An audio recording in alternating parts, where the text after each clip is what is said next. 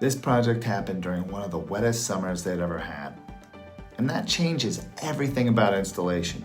When the ground isn't stable, rushing creates long-term problems. So they didn't rush.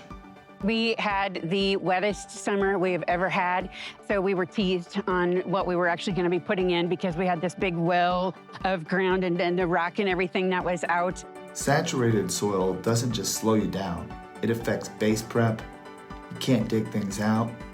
The soil becomes unmovable. Compaction, drainage, anchoring, those are structural factors. If you install under unstable conditions, problems don't show up immediately. They will show up later. But then when things started moving finally and the weather cooperated, we were moving right along. We had the equipment in, and then the EcoSurf came a little bit quicker than what we were intending it to, and it went really, really quickly then. They made a sequencing decision not to force installation, not to push through saturated conditions. They waited until the base could be prepared correctly.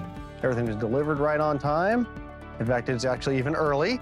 It's an amazing feat when operations works the way that we need it to. Materials arrived as scheduled, crews coordinated on time. Once site conditions stabilized, installation moved really efficiently, and that is not luck, that's planning. Playground installation depends on proper compaction, stable anchoring, correct grading, consistent surfacing base. And all of that can be great, and then weather comes in and disrupts it all. So waiting isn't an inefficiency, it is the way you control risk. And we've had 175 students out here playing, and there's room for everybody, and it's just been wonderful. You heard it.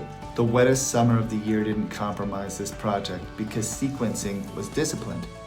They didn't rush the ground, they waited for it to be right. And that's why the playground opened cleanly.